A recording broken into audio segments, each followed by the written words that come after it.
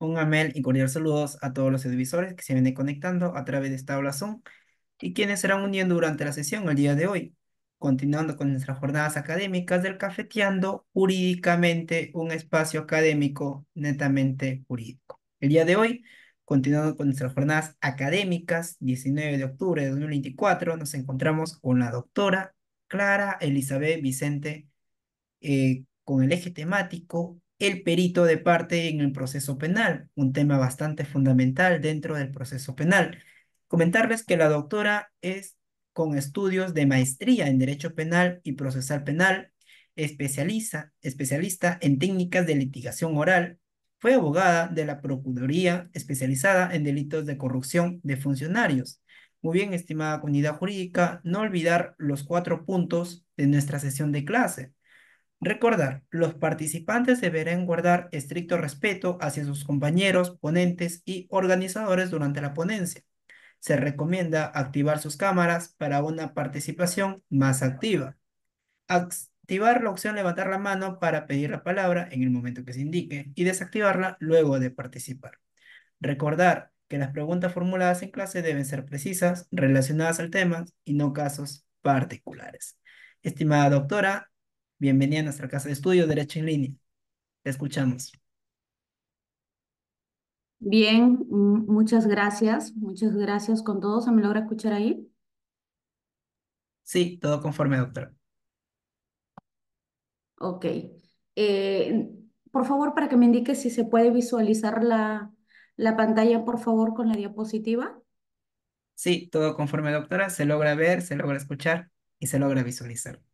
Ok, muchas gracias. Muy buenas noches con todo, queridos y estimados amigos, colegas, y en especial a este instituto jurídico, pues, que tiene el agradable o tengo el agradable placer de quien hoy día voy a disertar este tema de suma importancia, que es el perito de parte en el nuevo Código Procesal Penal, ¿no? Y para iniciar con este tema, vamos a conocer algunos aspectos respecto a este punto que es trascendente y fundamental, porque hoy en día vemos en los procesos penales la actuación de estos peritos de parte, ¿no? En un juicio oral.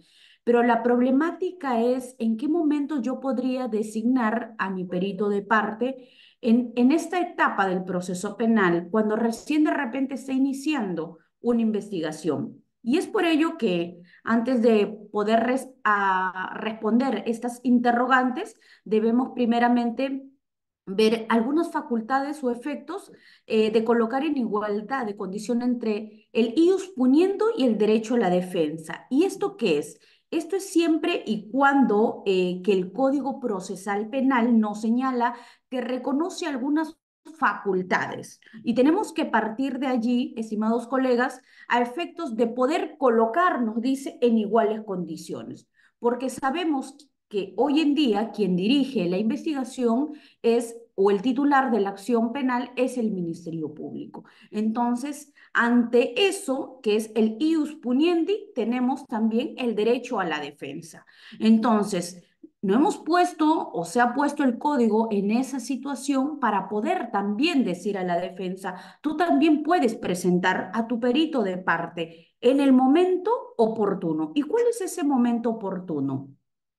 Tenemos la prueba pericial y debemos enmarcar o señalar que hay dos autores que nos dan algunos puntos respecto a la prueba pericial. Y nos señala, por ejemplo, el autor Mauricio Duce señala que la prueba pericial resulta decisiva en la resolución de los casos y que esta evidencia científica es una faceta inexplicable de la litigación moderna porque la mayoría de los casos requieren de este tipo de conocimientos expertos, científicos o artísticos. Y también tenemos a Klaus Roxin, que nos dice o nos hace señalar que es la aclaración científica de cuestiones o que no son jurídicamente juega un papel importante. El perito ha alcanzado con frecuencia una posición dominante en la práctica judicial. Miren, específicamente nos señala Claude Roxin que justamente son temas que no son jurídicos y que el único que nos puede esclarecer en un proceso penal, específicamente en un juicio oral, es el perito. Y es allí que tenemos y hemos desarrollado la evolución de las pruebas periciales en dos sistemas procesales. Y esto es necesariamente conocer como antecedente para poder responder todas las interrogantes que tengamos en cuanto al perito de parte en el proceso penal. Y tenemos que hacer la distinción. ¿Qué nos tenía el sistema inquisitivo y qué nos tiene el sistema actual, vigente, que hoy en día se está aplicando? ¿Cuál es esa diferencia? Y nos dice que en el sistema inquisitivo tenía tres características. Por ejemplo, era de concebir a los peritos como auxiliares de la administración de justicia y como peritos del tribunal. ¿Y esto qué quiere decir? Que estos expertos ponían sus conocimientos al servicio de la necesidad de convicción del tribunal, sin considerar para nada el interés de las partes. No existía la imparcialidad. Ahora, también nos señala que no cualquiera podía ser un perito. La ley específicamente predeterminaba que solo se podía ser las personas que pertenece a ciertas instituciones, ¿no? Y que podría actuar como un perito. Entonces, ellos sí podían tener esta designación. ¿Por quién? Por los jueces. Eso es una de las características definitivamente que nos dejaba este sistema inquisitivo. Ahora, el otro punto también es, ¿qué más sucedía en este sistema inquisitivo? Por ejemplo, podía ser un perito, nos señala también que sí o sí tenía que estar adscrito a una institución. Si el perito no estaba adscrito en una institución, no podía participar en este proceso, no podía ir a juicio, no cualquier perito. Ahora, la diferencia de hoy en día, nuestro sistema que venimos llevando, el perito lo designan las partes, la parte interesada, y está sujeto a la teoría del caso de la defensa técnica. Porque si bien es cierto, existe un perito oficial por parte del Ministerio Público, pero también el Código Procesal Penal nos dice que también la defensa podrá incorporar a su perito de parte para poder, de repente hay discrepancias con la pericia oficial. Entonces, este perito ya no está a merced del juez, sino de la parte que lo va a presentar ante el proceso penal. Entonces, mírese esas diferencias del sistema inquisitivo. Y lo otro es que hoy en día, con este sistema en el cual nos encontramos vigente, por ejemplo, no se necesita que el perito esté adscrito a una institución. No, eso era en el antiguo código, en el antiguo sistema. Es por ello que hacemos esta diferencia antes de poder resolver estas interesantes interrogantes. Entonces, nos deja claro que no se necesita que el perito esté adscrito a una institución, simplemente que sea un profesional o un experto en la materia que pueda brindar esta aclaración en un futuro juicio oral. Entonces, partiendo de esos conceptos, que nos da ya el sistema acusatorio propiamente dicho, que es un cambio radical totalmente, ¿no? Los peritos no son concebidos como peritos auxiliares del tribunal, sino como peritos de confianza de las partes, y también si las partes lo ofrecen al perito, este es que las partes también podremos decidir si lo vamos a llevar a juicio oral o no lo vamos a llevar a juicio oral. Entonces, es facultativo. ¿De quién? De la parte que lo va a ofrecer.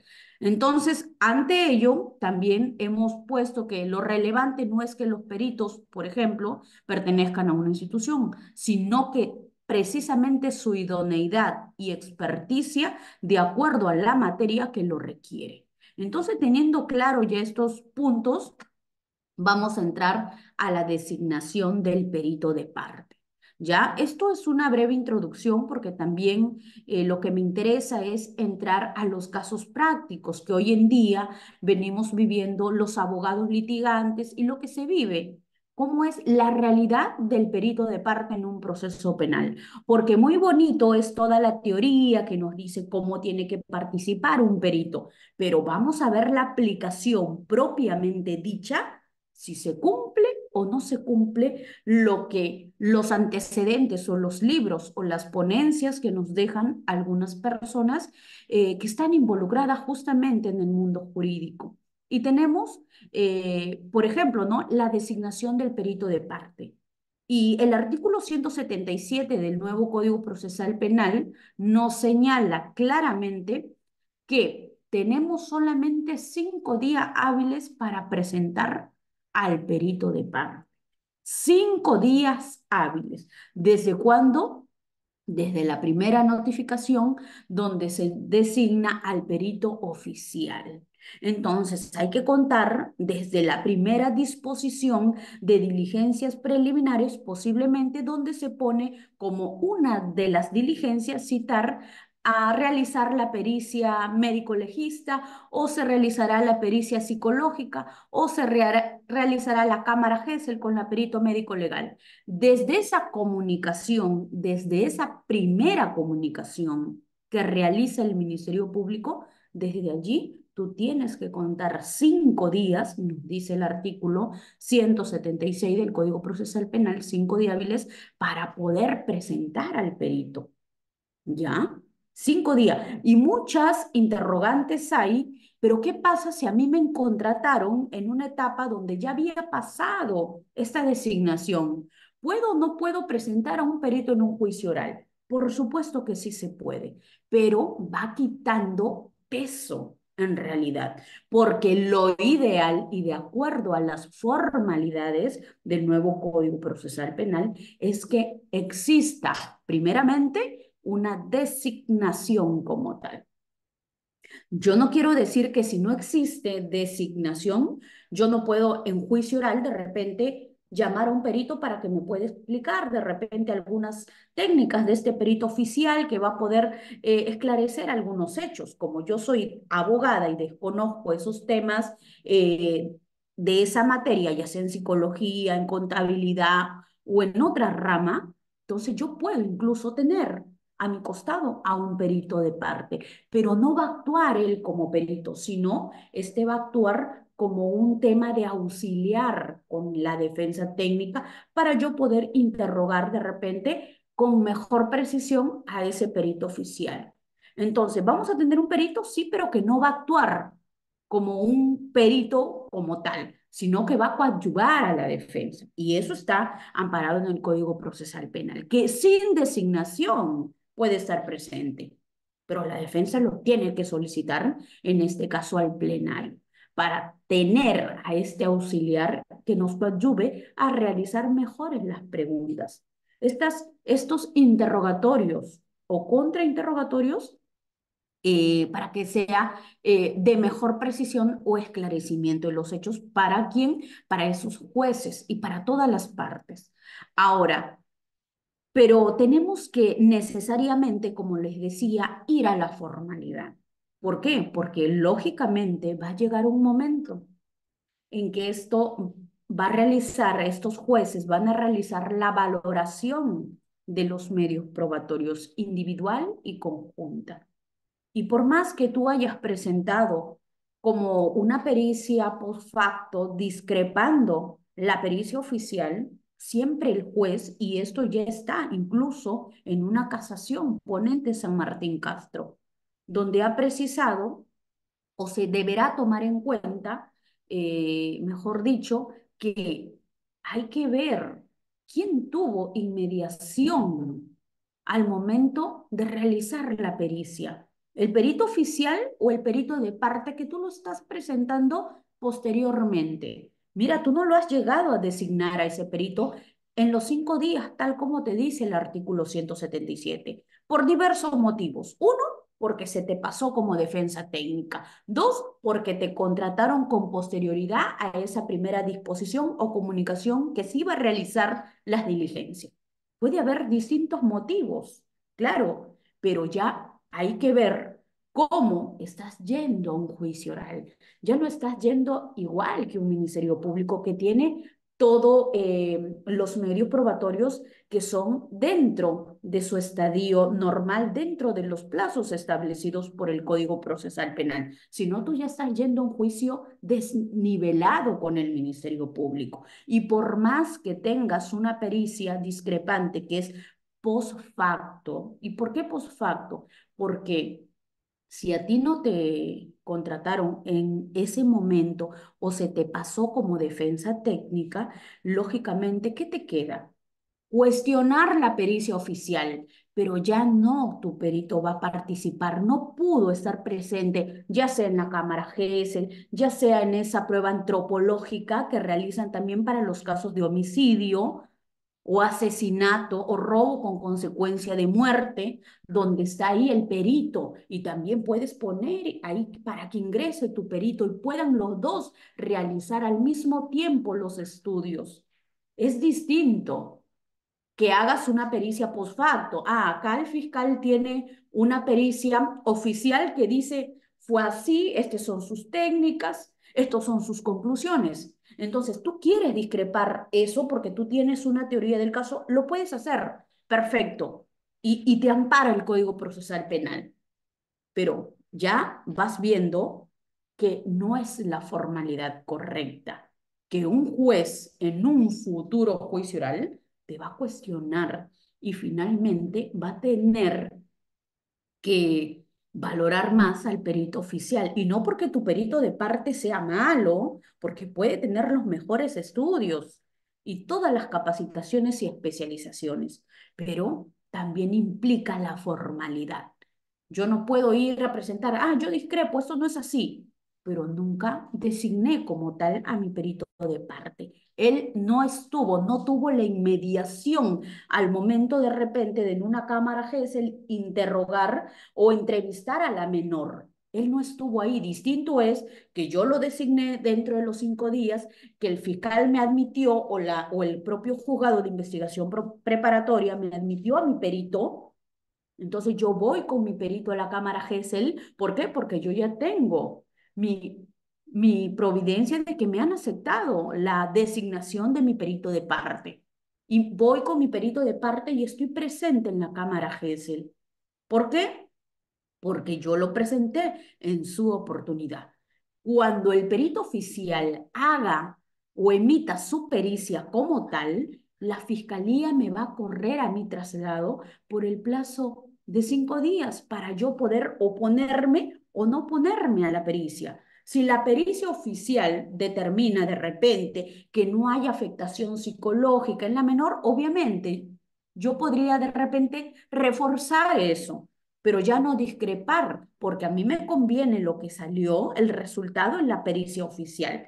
Pero ¿qué pasa si el Ministerio Público me notifica una pericia, pero distinto, que sí hay afectación emocional? ¿Qué hacemos ahí? Hemos tenido presente a nuestro perito, lo hemos designado oportunamente como nos dice el artículo 177 del Código Procesal Penal. ¿Y qué hacemos?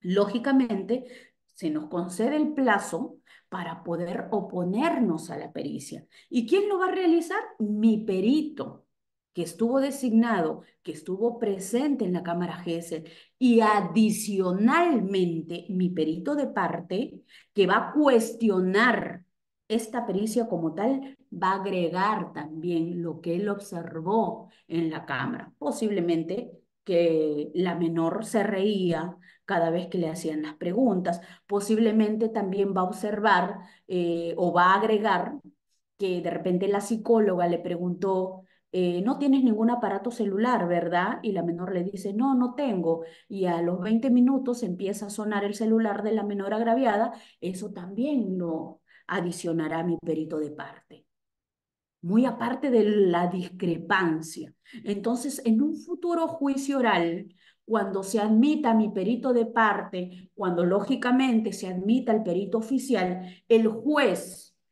o los jueces para poder hacer la valoración, podrá decir, no, no hubo inmediación, obviamente que ya no va a decir, porque yo lo hice desde inicio, lo designé y no solo lo designé, sino que participó en esa evaluación, en esa diligencia. Y después de la cámara Gesell, participa también en la entrevista psicológica. ¿Qué me podría responder un juez? De la inmediación no, porque estuvo ahí, estuvieron los dos peritos al mismo tiempo. La única diferencia que el que le entrevista directamente es la perito oficial. Pero en base a esas técnicas que se está desarrollando, va a realizar la discrepancia o la pericia post facto mi perito oficial, mi perito de parte. Entonces, es la forma, ¿no? Las formalidades que nos da el nuevo Código Procesal Penal, ¿no? Ahora, también, por ejemplo, el artículo eh, 180 del nuevo Código Procesal nos habla observaciones a la pericia. Y este es el segundo ejemplo que yo les decía. No tuve la oportunidad de designar a mi perito de parte, pero el artículo 180 nos dice, sí, pero tú tienes 10 días para poder discrepar con la pericia oficial y puedes emitir tu pericia de parte.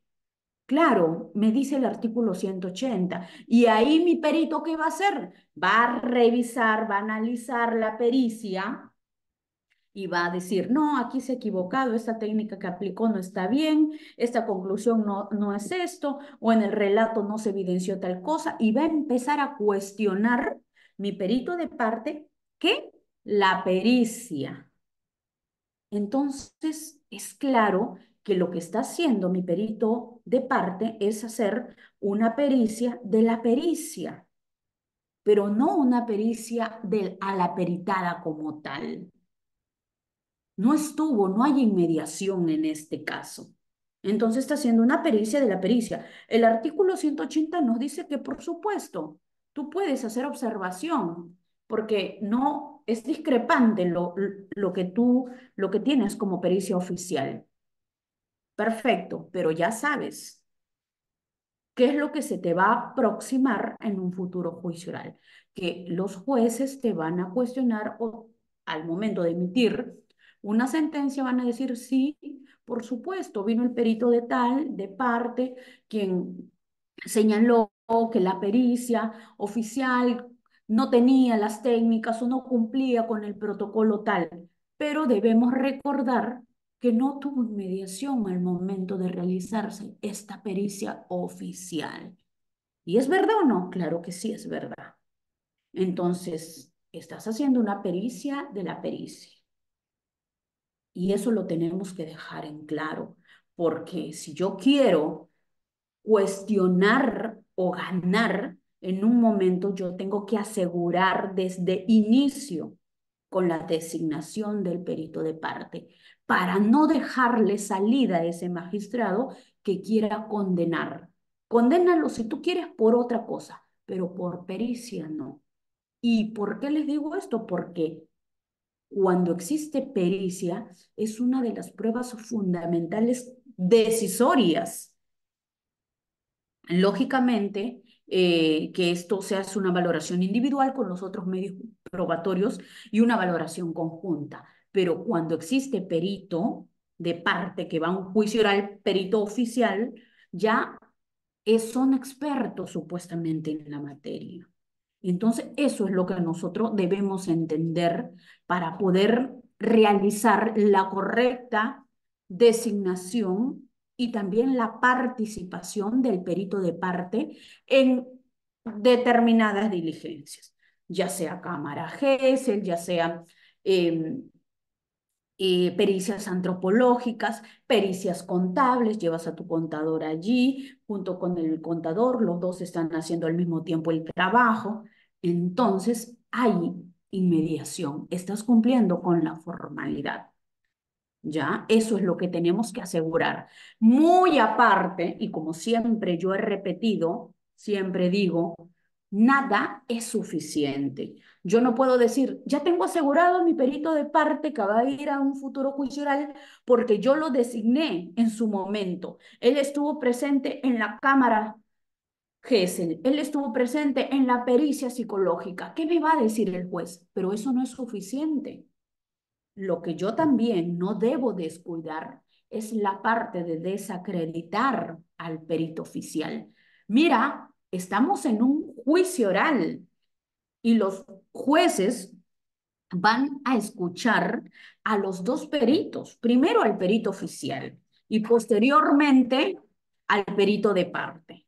Y yo, lógicamente, que sé que mi perito de parte está designado en su oportunidad dentro de los 5 días, entonces yo tengo que hacer que ese juez elija a mi perito de parte, que le crea a mi perito de parte. Entonces, para ello yo tengo que asegurar como defensa técnica mis preguntas de desacreditación. Y yo tengo que saber este perito si tiene denuncias, este perito cómo ha realizado esta, por ejemplo, si es un perito contador, si tuvo toda la documentación para finalmente concluir que hay este desbalance patrimonial o de acuerdo a la materia que sea. Pero no solamente es, confiarme como defensa técnica, ya tengo a mi perito, lo designé en su momento y suficiente, ganamos el juicio. Nada es suficiente. Como defensa, nosotros tenemos que asegurar por cada lado de los medios probatorios que se van a actuar en un juicio oral. Y más aún, que está yendo un perito oficial, que también es experto, pero hay que ver esa expertise. ¿Tuvo la documentación completa o no? Por ejemplo, les comento, yo tenía un caso de lavado de activos donde justamente participo a la mitad del juicio oral y justo nos tocaba contrainterrogar al perito oficial del Ministerio Público. Y la parte, mi patrocinado nunca había designado a ningún perito, ni había realizado pericia post facto ni nada. Y lo único que a mí me quedaba era cuestionar esa pericia. Pero, ¿quién soy yo para poder cuestionar a ese perito? Yo soy abogada y totalmente desconozco del tema de contabilidad. Pero yo como defensa, lógicamente, tengo que estudiar esa pericia, cuáles son los antecedentes, qué me dicen sus conclusiones. Y ahí voy a poder entender si tenía o no toda la documentación este perito oficial para determinar ese desbalance patrimonial. Y no solo ello, sino que tengo que asegurarme y llamar. A ver, yo tengo un amigo contador.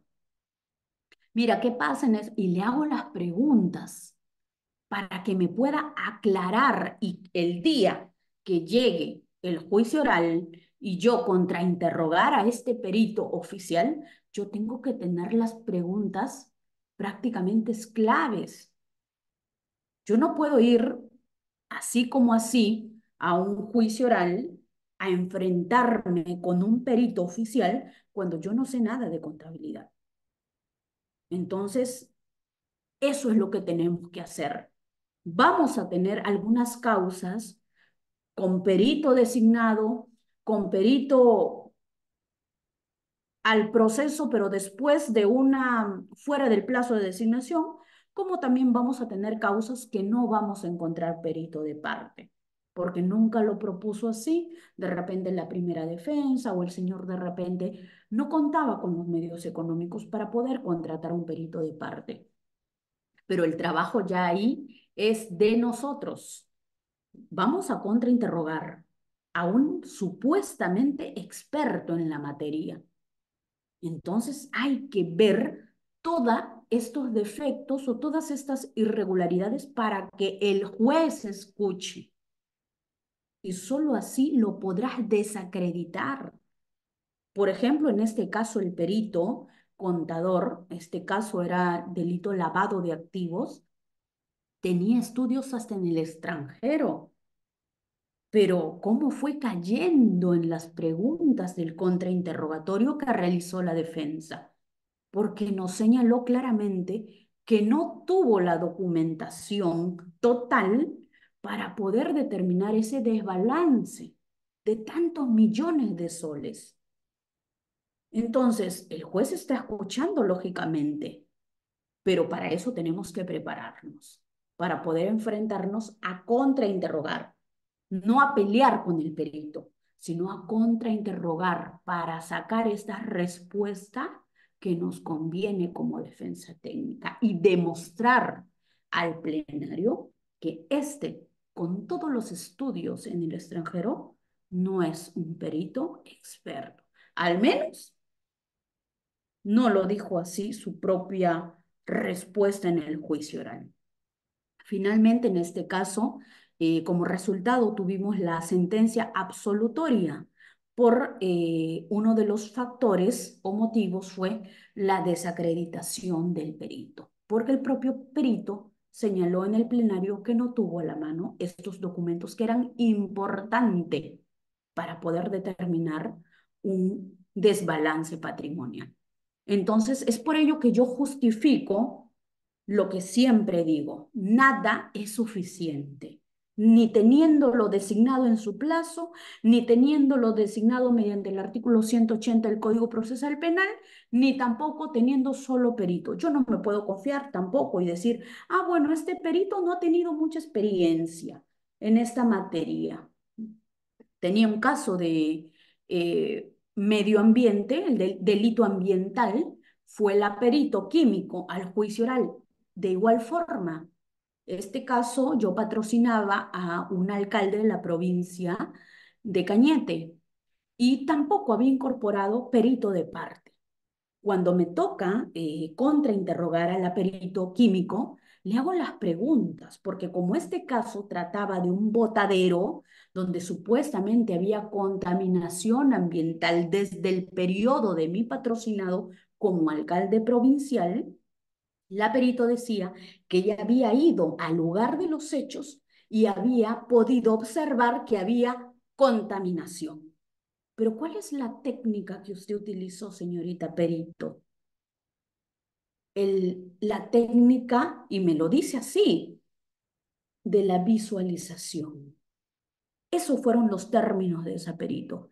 Y con y con la técnica de la visualización, señorita perito, porque es el método descriptivo, con la técnica de visualización, señorita perito, usted pudo determinar que hay contaminación ambiental solo con ver que no era suficiente de repente que este perito vaya y saque una muestra y lo lleve a su laboratorio y ahí pueda arrojar el resultado o el porcentaje que tanto de contaminación hay o no hay. Pero con el método descriptivo, y yo recuerdo que en los alegatos de clausura señalo un claro ejemplo. Yo puedo conducir mi automóvil, me interviene la policía a 2 cuadras desde que yo estoy manejando, este policía o este efectivo policial me siente olor a alcohol. ¿Y es suficiente para decir que yo estoy ebria? No, porque me tiene que llevar a sacar el dosaje etílico para decir cuánto de alcohol tengo en la sangre. Eso era lo que precisamente me tenía que explicar la perito oficial químico y decir qué método o cuál fue la técnica que sacó para decir o concluir en la pericia que sí había contaminación ambiental. Pero eso no es todo.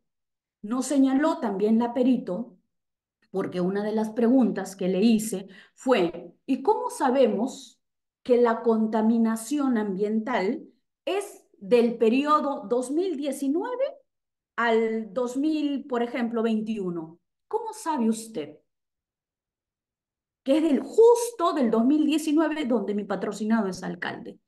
Bueno, el método descriptivo te puede deducir y dar la certeza que del 2019 hay contaminación ambiental.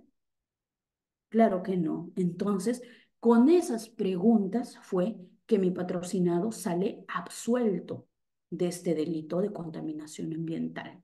Entonces, no solo es suficiente, ni tampoco es todo tener un perito de parte, porque yo he escuchado en muchos comentarios que dicen, la única forma para desacreditar a un perito o para que el juez tome en cuenta tu perito de parte es que tengas perito de parte.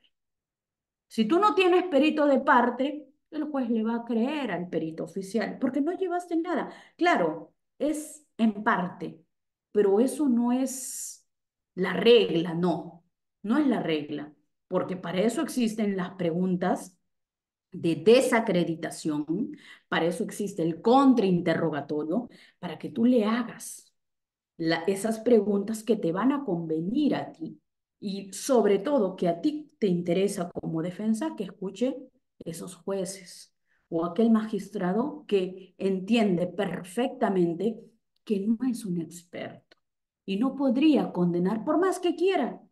¿Por qué? Porque ya lo dejó claro que no realizó o no aplicó el método adecuado para poder concluir con certeza que se había contaminación ambiental. Entonces, ¿qué quiero decir con esto? Que no hay que hacer regla nada. Siempre hay excepciones y sobre esas excepciones tenemos que trabajar. No podemos decir, ya perdí el juicio, ya perdí el caso, porque nunca presentaste un perito de parte. Entonces, ¿para qué defiendo? Hay que ver justamente como defensa esos defectos. Hay que estudiar esa pericia, hay que estudiar el expediente. Si no estudiamos el expediente, esa carpeta o ese expediente, nunca vamos a poder encontrar esa solución que tanto queremos. No podemos hacer regla y decir, tenía que tener un perito para ganar. No, porque para ganar un juicio hay tantas formas, viendo y estudiando el expediente, lo podemos hacer. Por supuesto que sí. Y les doy este claro ejemplo. En estos dos casos, lavado de activos, no hubo perito de parte. Contaminación ambiental, no hubo perito de parte. Y fueron con las preguntas del contrainterrogatorio que hizo la defensa y no lo tomó el juez para una condena, sino para una absolución. Ahora, seguimos también con la participación del perito de parte. Comúnmente vemos al perito de parte en los delitos contra la libertad sexual y pensamos que solamente, erróneamente pensamos que solamente en esos delitos podemos incorporar a nuestro perito de parte, pero no en todos los delitos. Por ejemplo, no solamente en los delitos sexuales, sino en los delitos de corrupción de funcionario, en las pericias contables, que también participa el perito de parte conjuntamente con el perito oficial en la mesa de trabajo. Ahí están con los documentos. ¿Qué documentos van a hacer? ¿Sobre qué documentaciones específicamente se va a realizar la pericia sobre esto? Muy bien, el perito oficial está ahí, el perito de parte está tomando nota, ahí está presente. También en los delitos de homicidio. Por ejemplo, en las pericias antropológicas, hay peritos, recuerdo también, para darle este último ejemplo, era un caso que yo llevaba de robo subsecuente de muerte. Y yo, cuando contratan a la defensa en este caso, reviso el expediente y la pericia antropológica señalaba dentro de sus conclusiones, por ejemplo, el perito oficial había advertido a la fiscalía que él necesitaba, para llegar a una certeza, necesitaba que se haga la caminata de los internos, la caminata de los internos, y tener el video, ese video donde supuestamente mataron a una persona cuando lo robaron. Entonces él dice, yo para hacer y determinar con certeza si ellos son o no son los autores, yo necesito, uno, ver el video de la muerte y verlos caminar a ellos. Yo no los he visto caminar.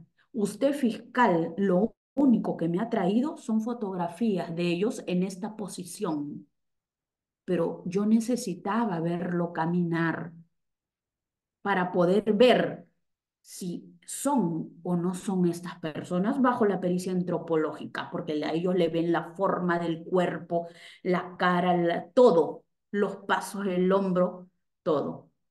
Y tenían que hacer la comparación con este vídeo. Y había puesto dentro de las conclusiones que no se pudo realizar a ciencia cierta esta pericia antropológica porque nunca se hizo una diligencia de caminata. La fiscalía tenía que programar una diligencia de caminata. Señálese fecha para diligencia de caminata para el día 21 de octubre del año 2024. Y ahí los imputados que eran reo en cárcel, salían y hacían la prueba de caminata, los movimientos, y ahí estaba el perito antropológico. Iba a poder recabar y de repente filmarlo para poder hacer su pericia y corroborar si coincidían o no con el video supuestamente de este robo que se había suscitado con subsecuencia de muerte.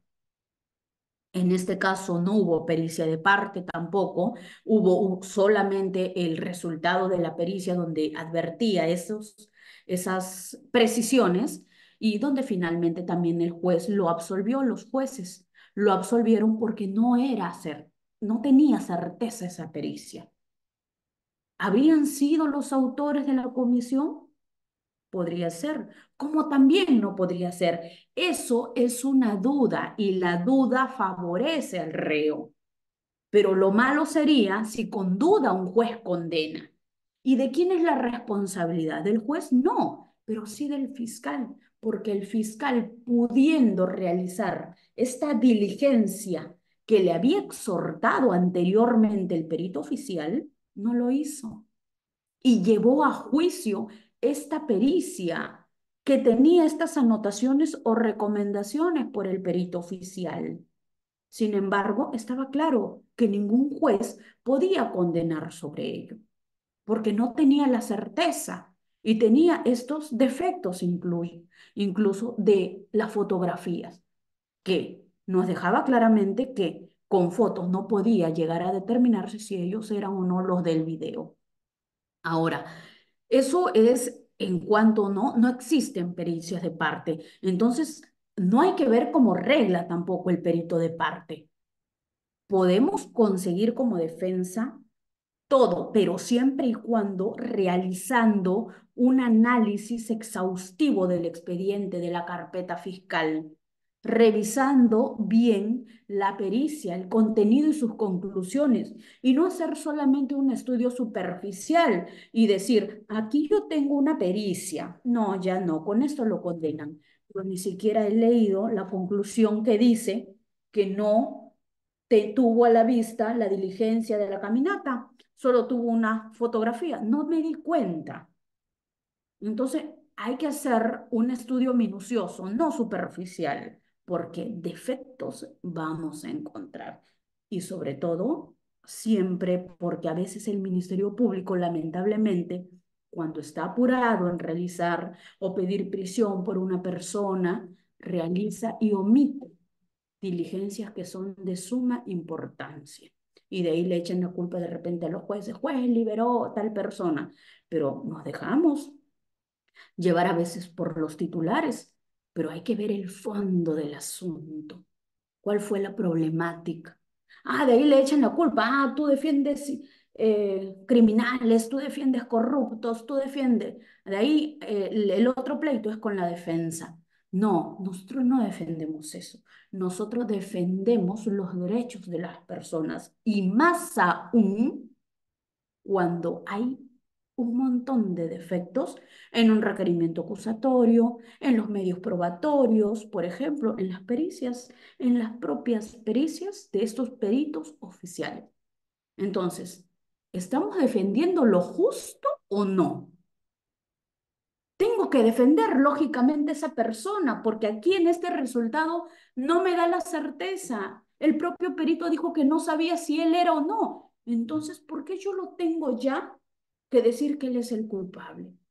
Al menos yo como defensa, todos mis patrocinados, viendo desde la óptica, ojo, viendo claramente el expediente, el requerimiento acusatorio, viendo, para mí todos son inocentes porque hay violaciones de derechos fundamentales, hay detenidos por identificación que al final dicen que fue por inteligencia de un tema de drogas, cuando en la propia acta del efectivo policial dice que lo intervinieron por identificación. Entonces, si tú lo detuviste por identificación y te lo llevas a la comisaría, tenías máximo 4 horas para que lo identifiques y chao, a su casa. ¿Por qué lo retuviste? Entonces, si advertimos eso, para mí sigue siendo inocente.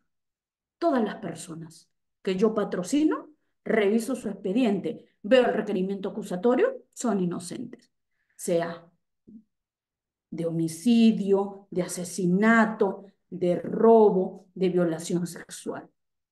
Porque lo que tenemos que ver la defensa son con ojos, pero con ojos de solución, no con ojos de negarse a ver lo que claro está en un requerimiento acusatorio.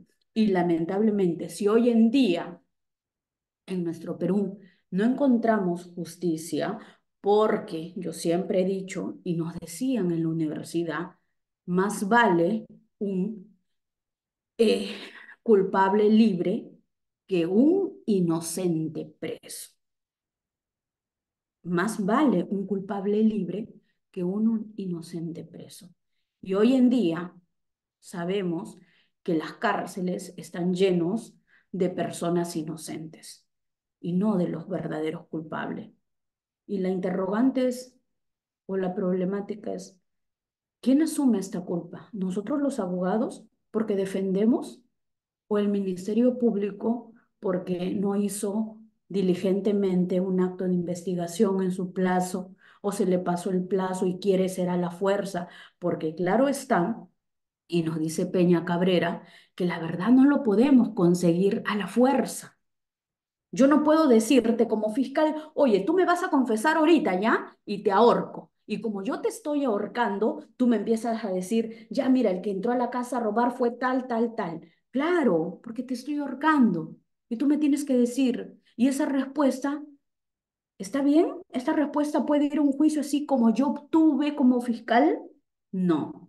Entonces, no es conseguir por conseguir los medios probatorios, sino que respetando la formalidad, los derechos fundamentales de una persona, para que tú puedas convertirlo en una prueba lícita en un juicio oral. Porque si no, el abogado, lógicamente, que sabe y que va a revisar minuciosamente, va a cuestionar. Aquí hay vulneración de derechos fundamentales. Aquí tú hiciste esto mal, pero ante los ojos de ese abogado que se ciega, ni siquiera hay juicio oral, ni siquiera hay actuación de medios probatorios y ya lo condenó anticipadamente. Por eso la problemática, siempre digo, ¿de quién es la culpa? Porque hoy en día a los abogados, y escuchamos en los medios de comunicación, cómo nos acribillan prácticamente por nosotros defender aquellas causas que de verdad merecen ser defendidas, porque para eso nos formamos, para defender a las personas de aquellos abusos, no solamente de policías, de fiscales y lamentablemente, estimados colegas, amigos, estudiantes, de aquellos jueces. Jueces arbitrarios, jueces que se parcializan y que no deberían estar, sin duda, en el Poder Judicial, porque la justicia no es, pues, con arbitrariedad, no es, pues, porque yo estoy en favor de la víctima, prisión preventiva, porque a mí me da pena porque es una niña de 5 años, prisión preventiva. El juez no tiene que tener sentimientos para poder realizar correctamente una justicia. No puede ponerse, no puede tener ese corazón, ay, mira, yo tengo mi nieta, yo tengo mi sobrina, yo tengo mi hija, podría ser mi hija. No, porque ya te estás parcializando y tú estás enfrente escuchando a los sujetos procesales, tanto Ministerio Público como Defensa Técnica, para impartir justicia de acuerdo a los medios probatorios o de acuerdo a los elementos de convicción en una prisión preventiva.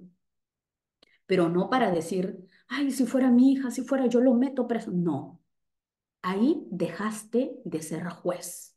Y el juez que necesitamos nosotros es un juez justo, imparcial y sobre todo con garantías. No solamente que vele por la garantía del agraviado, sino de los sujetos procesales en sí, ¿no? Que, por ejemplo, representan al imputado o también a la fiscalía que representa al agraviado.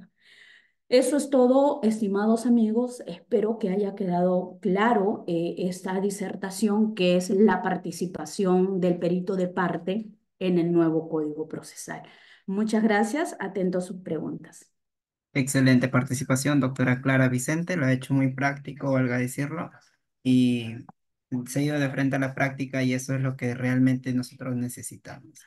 Estimada doctora, con su venia, damos acceso a la comunidad jurídica. Si tienen alguna duda, alguna pregunta, pueden levantar la manito para efectos de darles acceso al audio.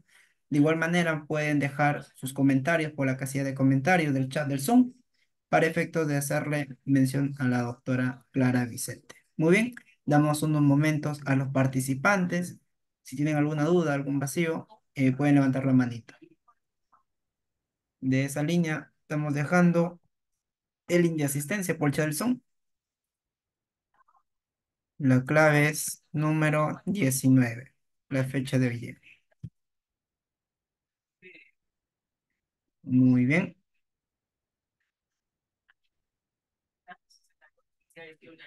excelente. Dice la doctora Mariela Rodríguez. Muchísimas gracias, estimada doctora Clara, la expositora. Milagros, excelente ponencia, estimada doctora.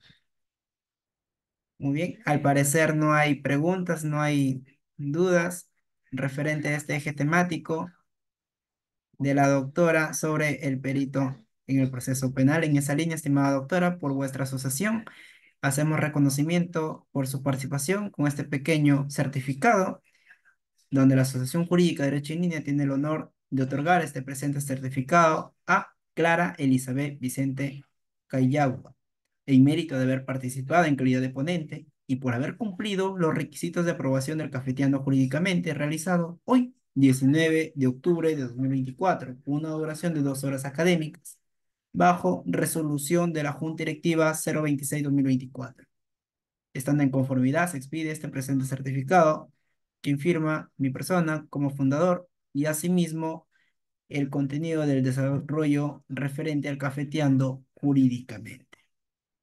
Muy bien, estimada doctora, le haremos llegar a su privado este pequeño reconocimiento, asimismo algunas palabras de reflexión a modo de concluir. Muchas gracias a ustedes por la invitación y a todos los participantes. La reflexión que daría como abogada defensores es que nunca desmayemos ante cualquier arbitrariedad. Yo sé que hoy en día de repente nos juzgan más a los abogados defensores que hasta los propios clientes o patrocinados que nosotros tenemos. Sin embargo, decirle que la única forma de encontrar justicia es yendo por la vía correcta. Si vamos a encontrar, no en todas las veces encontramos lo que nosotros queremos como abogado. En algunos pedidos nos declararán infundado, en algunos pedidos nos declararán improcedente, pero justamente de esto se trata el ser abogado, de no agachar la cabeza frente a nada. Tenemos las vías correspondientes para poder interponer los recursos impugnatorios. Tenemos las vías y así nos demore o nos demande mucho tiempo, es la única forma de encontrar justicia.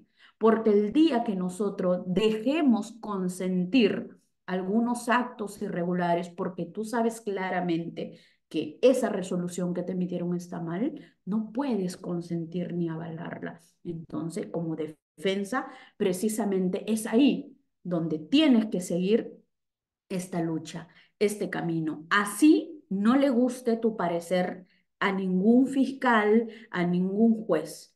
Tú sé siempre un abogado defensor en defensa de los derechos de las personas y sobre todo en representación de esa justiciable que está recurriendo a ti, está confiando en ti para poder encontrar justicia. Y eso, estimados colegas, les aseguro que nos hace cada día más fuertes, más seguros y más comprometedores en lo que realmente amamos al realizar este trabajo, que es ejercer la defensa, ¿no? Y en algún momento de mi vida, si estaríamos, o de sus vidas, que estarían en otro lado o en la otra cara de la moneda, de repente como fiscal o de repente como magistrado, ceñirnos estrictamente a nuestra función, pero siempre tratando de ser correctos, correctos como abogados defensores que siempre vamos a hacer, porque las funciones o los cargos son pasajeros. Lo único que nos queda es siempre nuestro corazón de abogado. Eso es todo, queridos amigos. Muchas gracias. Y gracias a la institución por esta invitación. Muy agradecida. Muy amable, estimada doctora. La doctora Mayela nos visita desde Uruguay. Un fuerte abrazo, estimada doctora. Muy bien, con ello hemos concluido. Estimada doctora, queda cordialmente invitada para próximos proyectos que tenemos a priori. Con ello hemos concluido. Con permiso. Muchas gracias.